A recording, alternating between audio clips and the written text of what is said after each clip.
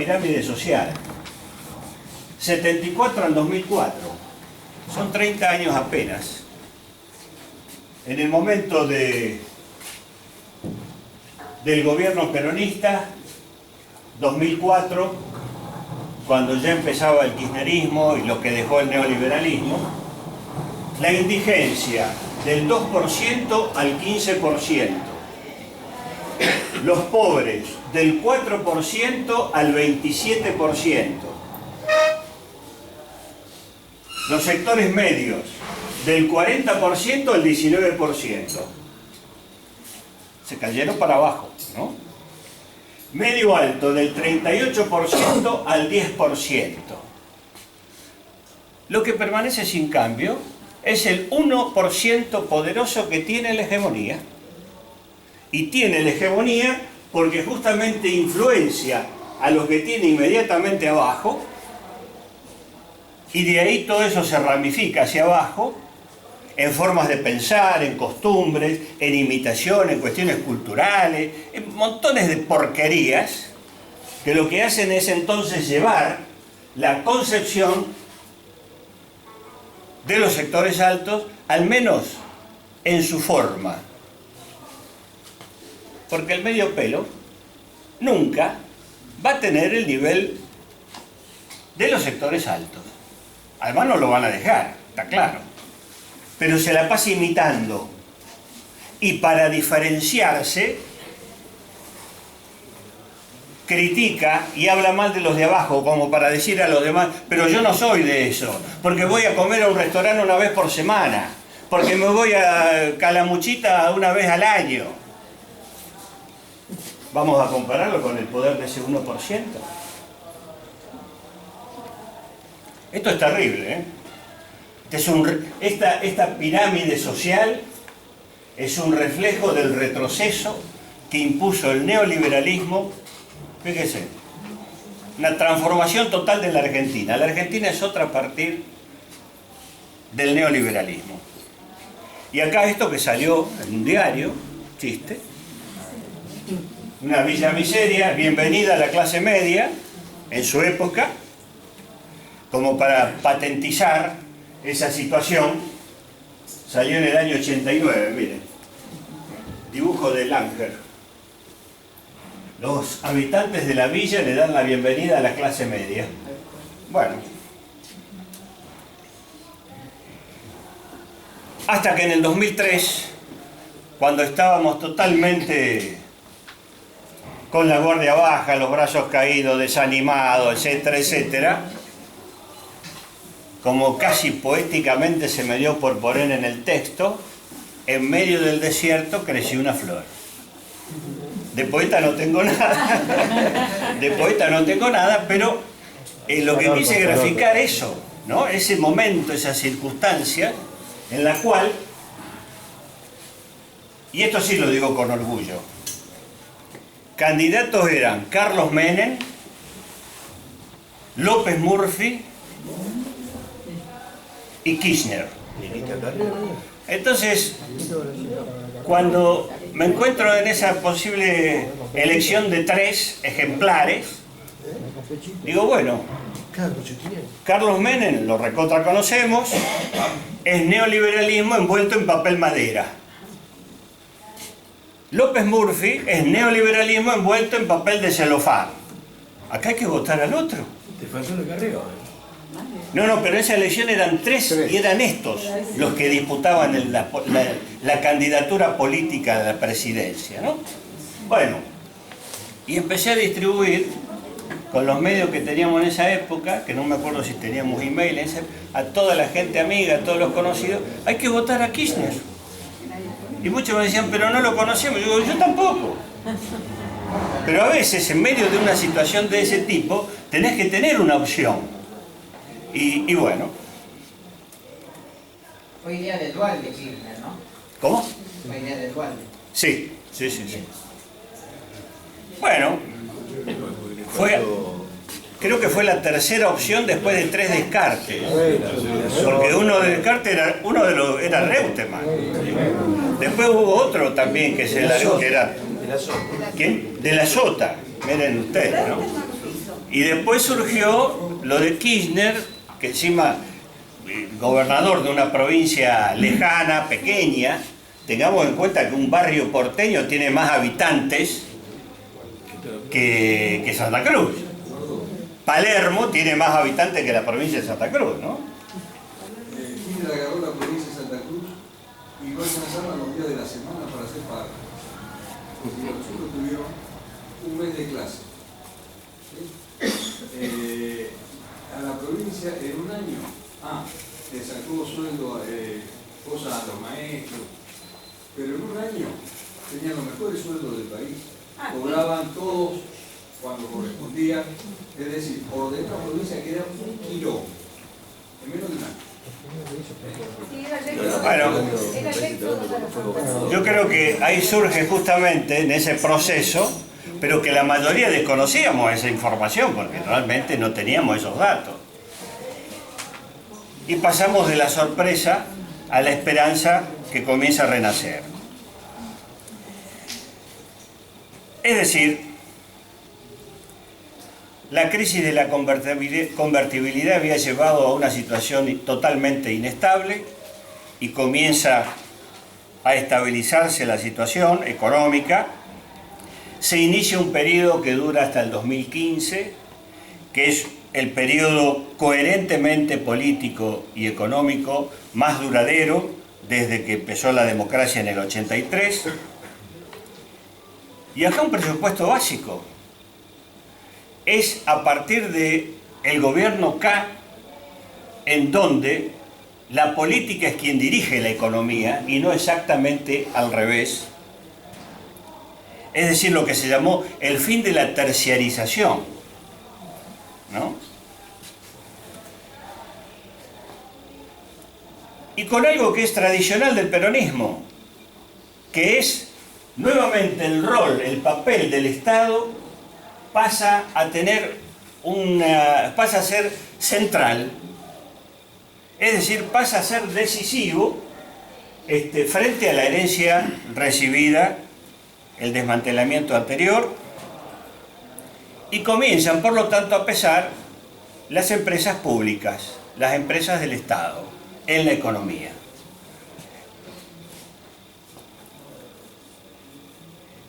Todo esto fue acompañado por transformaciones importantes, no solamente en el plano económico, también en lo político, en lo social. Después vamos a señalar una serie de elementos. Pero hay cosas que tenemos que señalarlas. En mi opinión es lo mejor que nos pudo pasar, sin lugar a dudas, ahí no tengo ninguna duda, pero es bueno señalar que fue posible después eliminar por simples decretos muchas de esas conquistas porque no se tocó aspectos estructurales de la economía. ¿Se entiende esto? Medidas importantes, no hay lugar a ninguna duda. Pero temas estructurales, es decir, para hablar en claro, el poder económico de los grandes grupos económicos formados cuando la dictadura, eso no fue tocado. ¿Se entiende? De ahí su regreso. Regresan porque están intocados, ¿no? Señalemos las causas del crecimiento dentro del periodo K. Hay cosas que derivaron de la propia crisis, que explican ese crecimiento tan acelerado.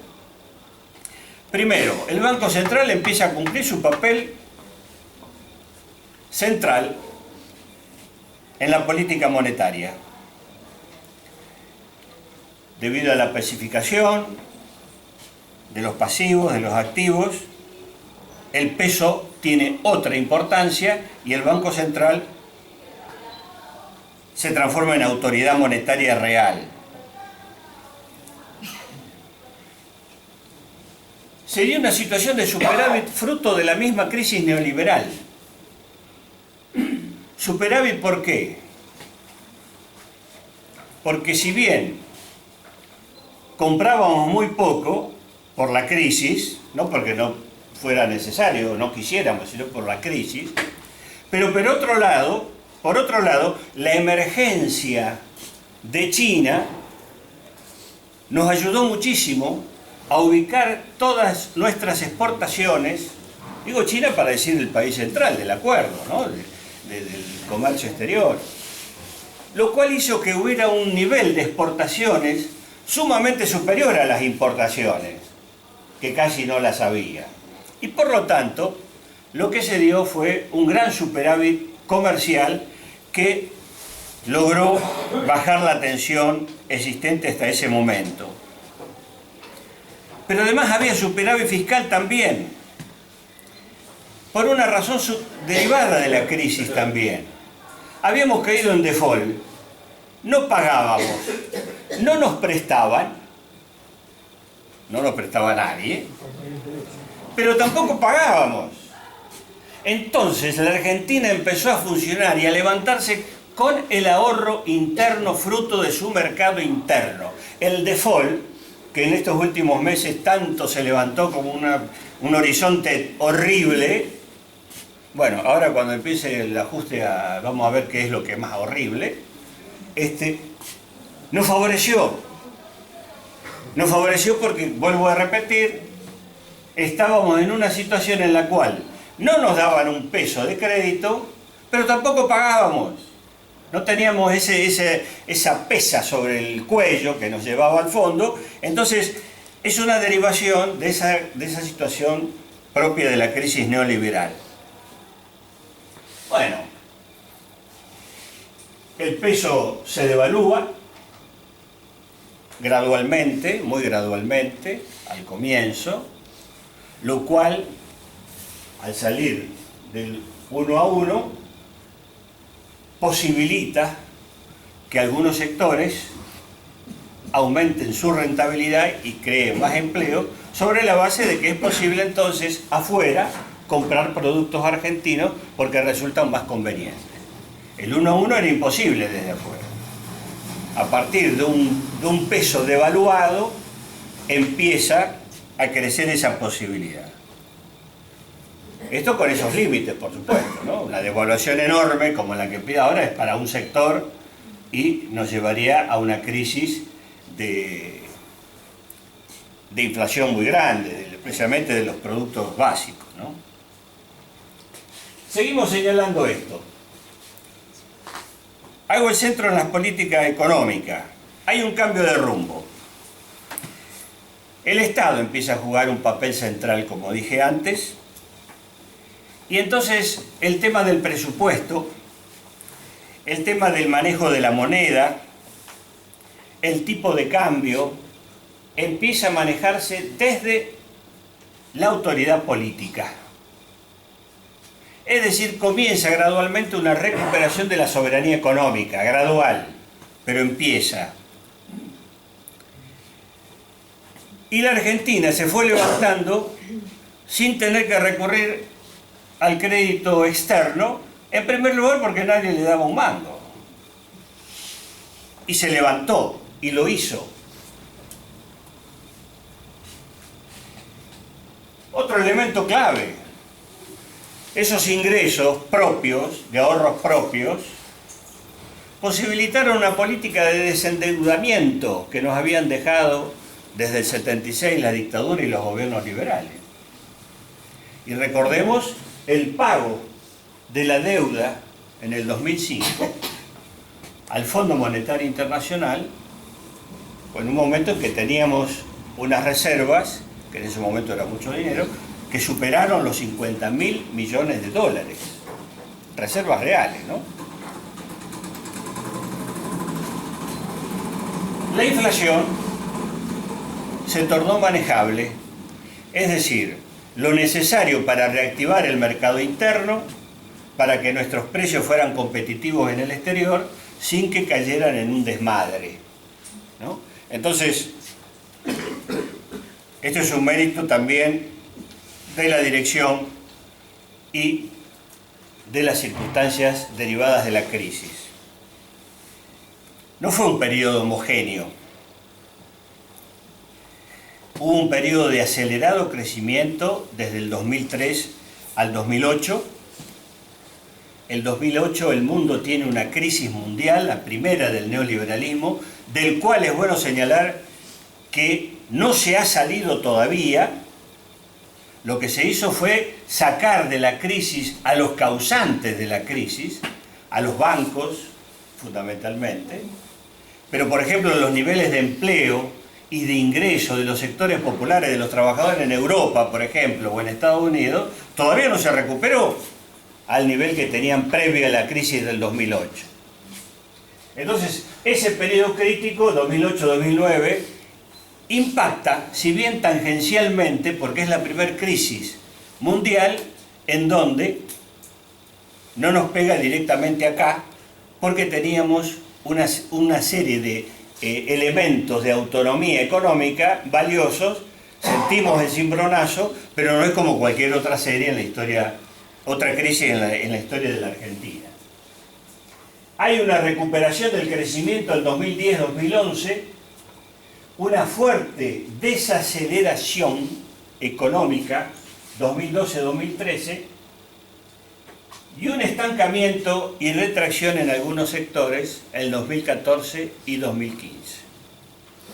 Ahora vamos a ver algunos gráficos sobre esto. Todo esto en medio de una polarización política como pocas veces se vio. Hay que irse a la época del periodo histórico para encontrar ese grado de, como le llaman, de fractura, de grieta, como se vio en el periodo kirchnerista, a tal punto que lo que para nosotros fue la década ganada, para otros fue la década perdida, ¿no? Las concepciones liberales. Bueno, y el contexto internacional nos ayudó fundamentalmente por la emergencia de China y de otros países como una potencia que sigue necesitando hoy en día de una cantidad de insumos que nosotros podemos proveer. Fíjense en este cuadro, la columna de producción es la más oscura, la gris es la del empleo. Del 70 al 75 había un crecimiento de ambas columnas, más o menos paralelo. Golpe de Estado 76-83, dictadura militar, una caída de ambas, especialmente en lo que hace al nivel de empleo. En el 84-90 sigue la caída, el empleo algo se recupera, pero sigue por debajo del nivel cero. 91-2001, la crisis total, se recupera parte de la producción, el empleo sigue por abajo. 2003-2011, ambas columnas tienen un avance sustancial. Podemos hacer una diferencia además, de décadas. Esto y esto. Lo que crea una diferencia entre una columna y la otra, allá, y que acá casi no se ve, entre producción y empleo, es justamente el nivel de la tecnología. Es decir, la tecnología es lo que permite esa subida, ese ascenso de la producción, no acompañado necesariamente, como en otras épocas, por un crecimiento paralelo del empleo. Como señaló Marx hace tiempo, la tecnología desplaza fuerza de trabajo. Más cuando es ese nivel tan acelerado. También la política neoliberal implementada al empleo también nos suma a eso. Sí, eso se nota bien acá. Claro. Se nota bien acá, con la dictadura y con los gobiernos neoliberales que le siguieron civiles.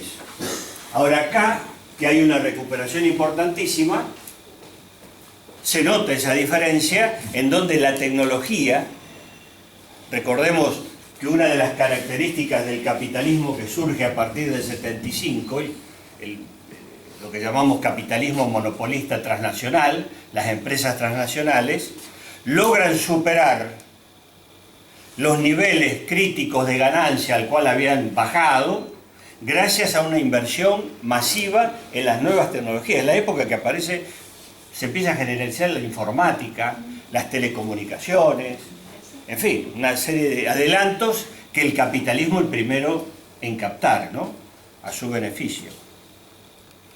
Fíjense en este dato que interesante.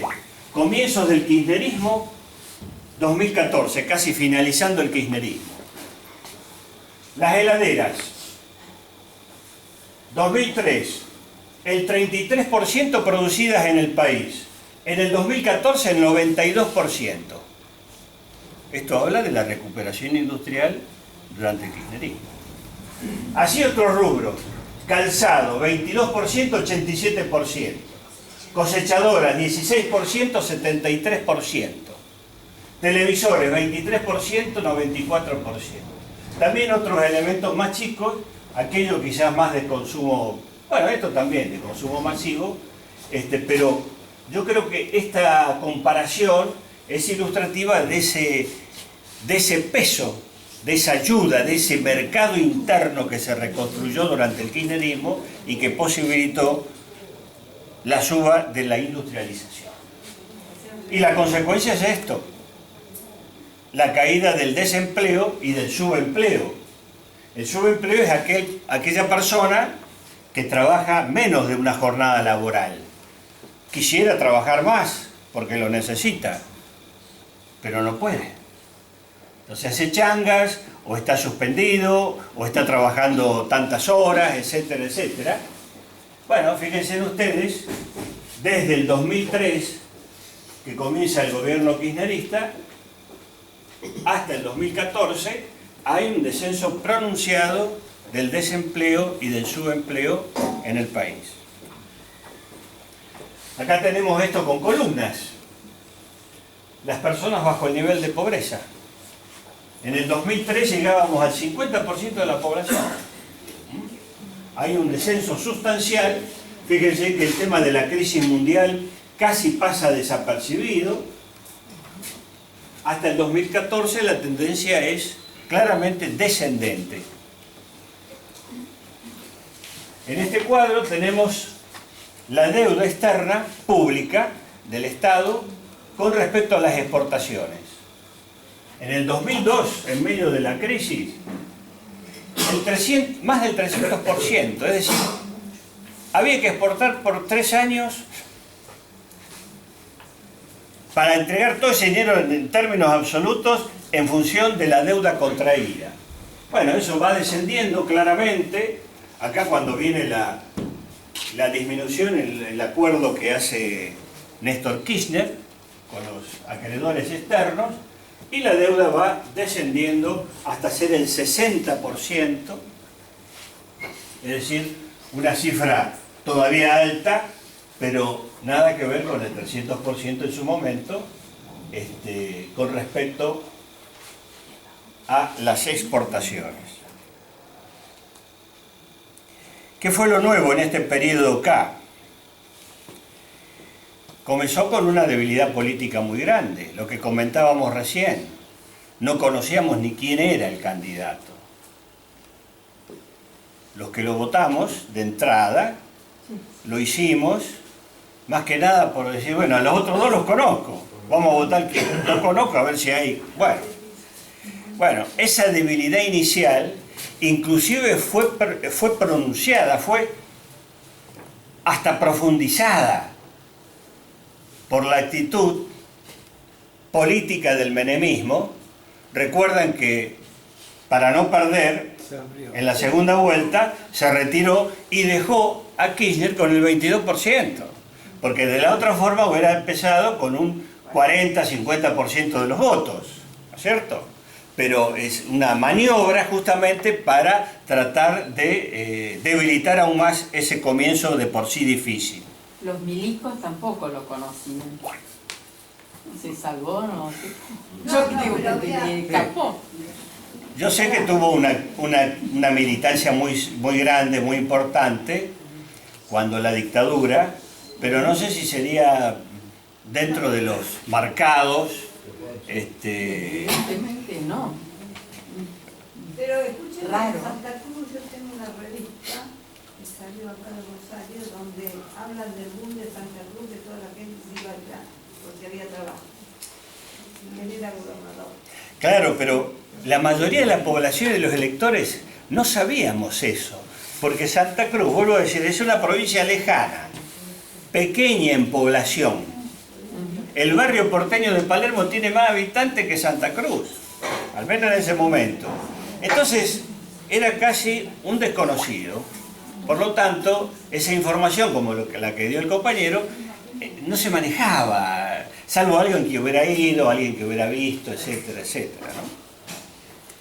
Bueno, ¿Y por qué Menem no se presentó? No me acuerdo. sabía que iba a perder en la segunda vuelta. Él había sacado más porque él estaba primero. En la primera vuelta, Menem salió primero. 24%. 25%, ¿no? Y el Por Estado ahí. y la derecha, no solo Pero Menem se bajó. El desprestigio era tan grande. No, el desprestigio era tan grande que él llegó a tener el 8% de apoyatura en el último periodo de su gobierno. El 8%. Con las elecciones tiene una recuperación extraordinaria, porque gran parte del establishment dice, no, a este lo tenemos que votar y lo tenemos que defender, y sale primero. Es una cosa increíble. Pero sabe que ahí había tocado su techo, y como él se vanagloriaba de no haber perdido ninguna elección, Pero aparte había entonces agarra y decide borrarse y lo deja a Kirchner con el 22%. Debilitado, para comenzar debilitado, ¿no? Pero bueno. Sí, aparte veníamos de un periodo de que cambiábamos de presidente. Aparte había vendido a todo el país. ¿Quién no lo quiere? Pero él que No, pero sacó el 25%. siempre en la política. Del 8% de apoyatura subió el 25% y salió primero. Salió primero en la primera vuelta. Fíjense ustedes lo que es eso, ¿no? Otro síntoma más de la terrible derrota popular. No, sí se hizo amigo de Condor.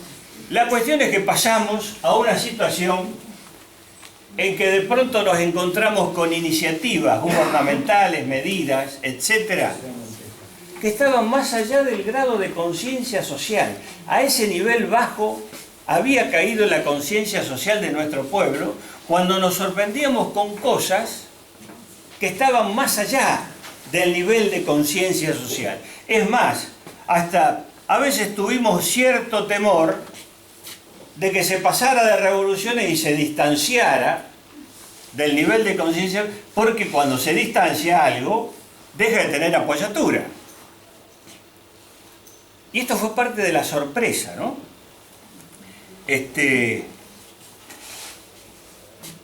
Todas las políticas, yo hago centro en las cuestiones económicas, pero todas las políticas sociales, en general, tuvieron un avance muy serio, muy grande.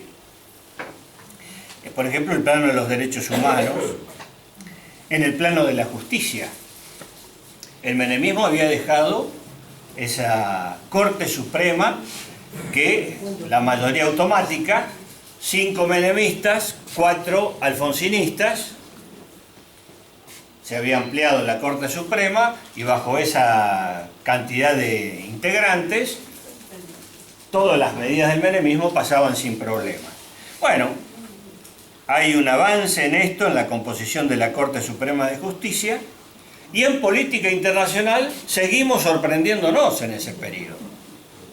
No solamente que coincide con un periodo extraordinario en la historia de nuestro subcontinente latinoamericano, sino que además se parte de algunas instituciones que habían comenzado medianamente bien, con intenciones, caso Alfonsín, Tancredo Neves, el Mercosur, pero que después Menem había concebido el Mercosur como una alianza de países para introducirnos todos en el ALCA. Ese era el objetivo. El Mercosur como una antesala de ingreso. Bueno, hay un impulso de la política latinoamericana, la integración, se crea el UNASUR, y frente al jefe máximo en Mar del Plata del neoliberalismo, de la principal potencia mundial, se le dice no al ALCA. Al carajo quedó como la consigna. Eso jamás se podría haber hecho solos. Eso fue posible gracias a los niveles de integración política que se lograron